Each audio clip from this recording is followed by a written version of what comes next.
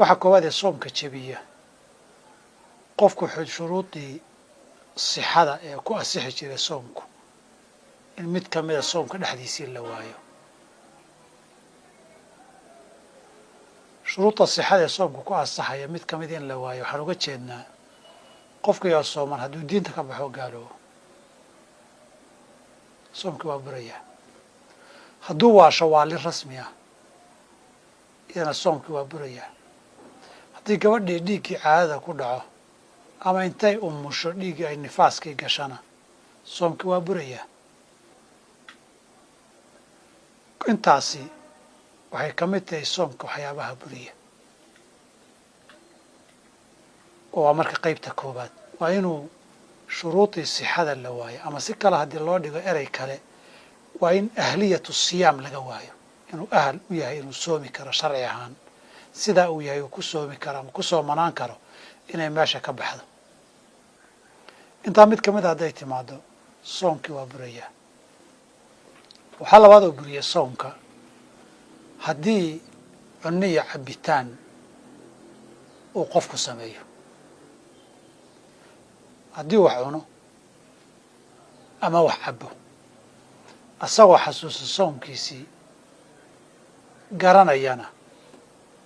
inay waxaan isjebinayaan ay xaaraam tahay garanaya cunnada iyo cabitaanku markii si kale loo hadlayo arkaanu siyaamku waxaa lagu soo ururiyaa laba niyo in lala yimaado iyo muftiraadka soomka jebinaya qofku inuu iska ilaaliyo fajarka laga bilaabo ilaa maqribka laga gaaro niyadaasuna ay tahay habeennimo in la niyoodo hadduu farad iyo waajib yahay maalintiina la niyoon kara gelinka hore ayadoon waxba la cunin wax jabiya soom la samayn hadduu sunnaya qofku arkaantii la yimid ee soo niyooday ee soomanaa weeye waxaan ka hadlayno waxaa jebinayaan idhi kow ahliyadii inuu ka baxo laba cunno iyo cabitaan inuu la yimaado ilahay baa wuxuu uhi kuluu washrabuu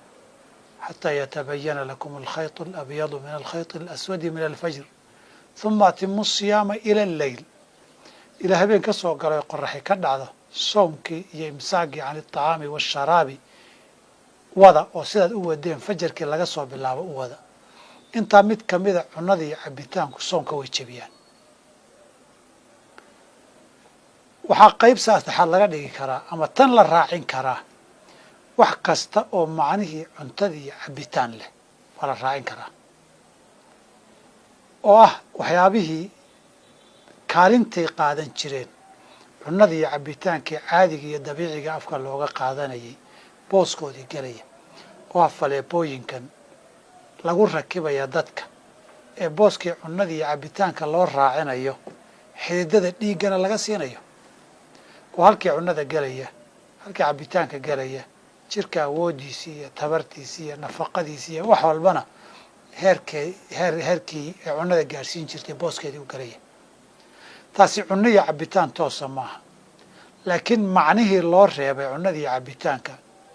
oo jirkan iyo soomka iyo imsaagga gaajadii iyo inuu arka ay ahayd ayaa meesha ka baxaya saa darteed bay xukunkeeda qaadanaysaa waxyaabaha saas oo kaleeta yihi ama aan dhahno cuntadii iyo cabitaankii bay gelayaan oo toos iyo mid dadbana ama waa cunno iyo cabitaan oo qayba iyo wamaa fii macnaahumaa wixii iyaga la mid ah oo booskoodii gelaya oo kaalintoodii buuxinaya oo awooddoodii iyo waxtarkoodii keenaya baa soonka jebinaya qaybta afraad waxaan leenahay shahwadaa jebisa xiriir gogoleed iyo galmo oo rag iyo dumar dhex mara sidii dooni baa ku dhex maro ama xalaal ha ku dhex maro ama ha ahaadaan baan leeyahay dad xalaal asal isu ahaa oo xiliya reer isu ahaa ama xaaraan kale iyo dembi kale ha kusii darsado midna waa hal dembi soonkii jabiyey midna waa laba dembi iyo soonkii jabay oo uu jabiyey wey laakiin laba gooraba maqaamka aan joognay hadda soonka jabiya waa galmadaa jebisa iyadoon laga eegin ma xaaraanbaa mise waa xalaal aan laga eegin iyadana soomka waxyaabaha jebiya ayay ka mid tahay waxaa iyada ka mida ama qayb kale laga dhigi karaa oo la raacin karaa maa fii macnaaha wixii shahwa gudashadii tooska ahayd aan ahayno iyada oo dadban ah oo ay ka mid tahay in qofku uu iska keeno shahwada dabcan waa masala khilaafiya oo culimmadu isku hayaan laakiin hadda aniga waxaa ila raajixa sidii wixii sida cuntada ahaa xukunkeedii u qaateen wixii macnihii shahwada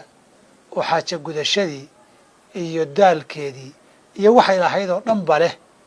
in qofku si ogaal iyo ulakasa uu isaga keeno biyihii shahwada haddii aynu labadan cuntada iyo wixii macnaheedaa iyo shahwadii wixii macnaheedaa labadooda raacinana 3 baynu maraynaa haddii kaloon kala qaadqaadnana 5 baynu maraynaa kan ugu dambeeya waa qofkoo kas isaga matajiya nabigeenana sala allahu alay wasalam xadiidka abi hurayra waa kii uu ku sheegay qofkii matagu soo dhaafaayey waxba qadla lagama rabo soomkiisa waxba u dhibi mayso waayo awooddiisay ka baxsan tahay laakiin qofkii kas isaga matajiya isagoo iska keenkeena falyaqdi soonka ha qadeeya waa dambaabtay lama dhihin waxaa laga yaaba dan iyo duruuf ku kaliftay inuu iska matajiyay inay jiraano uu cudurdaar u leeyahay waxaan soonka wuu jabiyey iyo waad ku dambaabtayna qasab maaha inay isku xidhnaadaan waxaan idhi gabadhii caadadu ku dhacay soonka wuu jabin iyaduna awood kuma laha umushii wuu jabin iyadana awood kuma laha qofkii hadduu waashay isuma keenin wuu jabinayaa cunadii iyo cabitaankan aad cuntee way jabinayaanaan nidhi inaad dambaabtay qasab maaha waxaa laga qofka inuu safray qofka inuu xanuunsaday baa dhici karta intaba inay jabinayaan weeye waxaa laga hadlaya kas qofka isaga keena wax awooddiisa ka baxsan meh wax khiyaarkii uu ku sameeyey weeye soonkiisii waa jabaya 6daas ama 4taas baa asaas u ah waxa soonka jabiya